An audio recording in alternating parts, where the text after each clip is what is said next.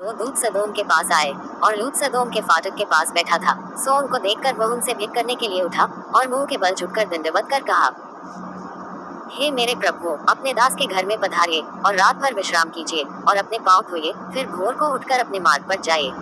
उन्होंने कहा, नहीं, हम चौकी में रात बिताएंगे। और उसने उनसे बहुत विनती करके उन्हें मनाया। सो वे उसके साथ चलकर उसके घर में आए और उसने उनके लिए जेवना तैयार की और बिना खमीर की रोटियां बनाकर उनको खिलाई।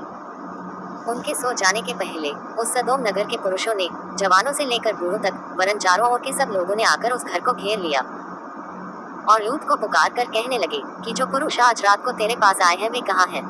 उनको हमारे पास बाहर ले आ कि हम उनसे भोग करें।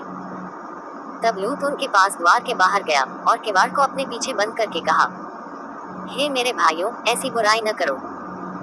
सुनो, मेरी 2 बेटियां हैं जिन्होंने अब तक पुरुष का मुंह नहीं देखा। इच्छा हो तो मैं उन्हें तुम्हारे पास बाहर ले आऊं और तुमको जैसा अच्छा लगे वैसा व्यवहार उनसे करो, पर इन पुरुषों से कुछ न करो, क्योंकि ये मेरी छत के तले आए हैं। उन्होंने कहा, हट जा। फिर वे कहने लगे, तू एक परदेशी होकर यहाँ रहने के लिए आया, पर अब न्याय भी बन बैठा है, सो अब हम उनसे भी अधिक तेरे साथ बुराई करेंगे। और वे उस पुरुष लूत को बहुत दबाने लगे और किवाड़ तोड़ने के लिए निकट आए। तब उन पाहुनों ने हाथ बढ़ाकर लूत को अपने पास घर में खींच लिया और किवाड़ को बंद कर दिया। और उन्होंने क्या छोटे क्या बड़े सब पुरुषों को जो घर के द्वार पर थे अंधा कर दिया। सो वे द्वार को टटोलते टटोलते थक गए।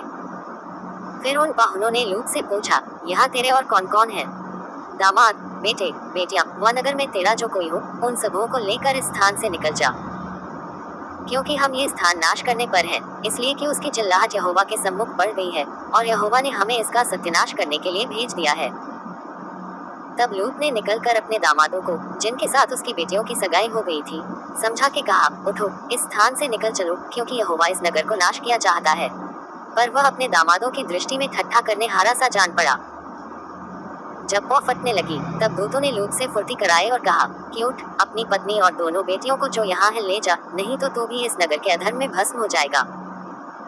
पर वह विलंब करता रहा। इससे उन पुरुषों ने उसका और उसकी पत्नी और दोनों बेटियों का हाथ पकड़ लिया, क्योंकि यहोवा की दया उस पर थी, और उसको निकालकर नगर के बाहर कर दिया।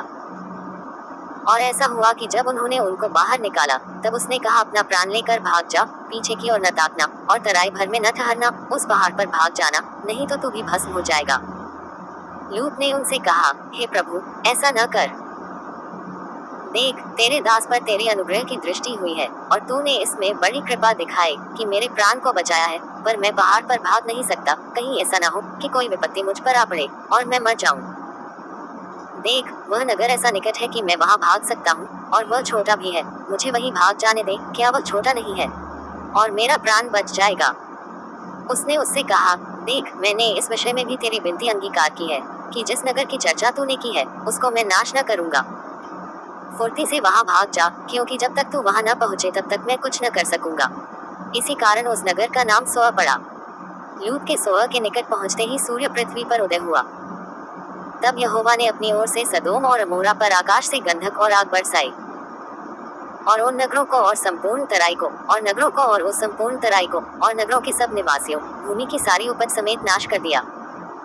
लूत की पत्नी ने जो उसके पीछे थी दृष्टि फेर के पीछे की ओर देखा और वह नमक का खंभा बन गई।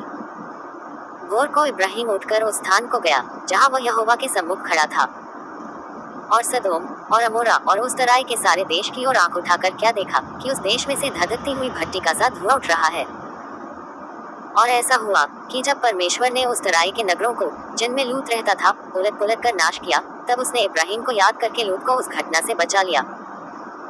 और लूत ने सोअ को छोड़ दिया और पहाड़ पर अपनी दोनों बेटियों समेत रहने लगा, क्योंकि वह सोअ में रहने से डरता था, इसलिए वह और उसकी दोनों बेटियां वहां एक गुफा में रहने लगे। तब बड़ी बेटी ने छोटी से कहा, हमारा पिता बूढ़ा है और पृथ्वी भर में कोई ऐसा पुरुष नहीं जो संसार की रीति के अनुसार हमारे पास आए। सो आ, हम अपने पिता को दाख मधु पिलाकर उसके साथ सोएं, जिससे कि हम अपने पिता के वंश को बचाए रखें। सो उन्होंने उसी दिन रात के समय अपने पिता को दाख मधु पिलाया। तब बड़ी बेटी जाकर अपने पिता के पास लेट गई, पर उसने न जाना कि वह कब लेटी और कब उठ गई। और ऐसा हुआ कि दूसरे दिन बड़ी ने छोटी से कहा, देख, कल रात को मैं अपने पिता के साथ सोई, सो आज भी रात को हम उसको दाख मधु पिलाएं, तब तू जाकर उसके साथ सोना कि हम अपने पिता के द्वारा वंश उत्पन्न करें। सो उन्होंने उस दिन भी रात के समय अपने पिता को दाख मधु पिलाया और छोटी बेटी जाकर उसके पास लेट गई। पर उसको उसके भी सोने और उठने के समय का ज्ञान न था। इस प्रकार से लूत की दोनों बेटियां अपने पिता से गर्भवती हुई और बड़ी एक पुत्र जनी और उसका नाम मोआब रखा। वह मोआब नाम जाति का जो आज तक है मूल पिता हुआ। और छोटी भी एक पुत्र जनी और उसका नाम बेनम्मी रखा। वह अम्मोन वंशियों का जो आज तक है मूल पिता हुआ।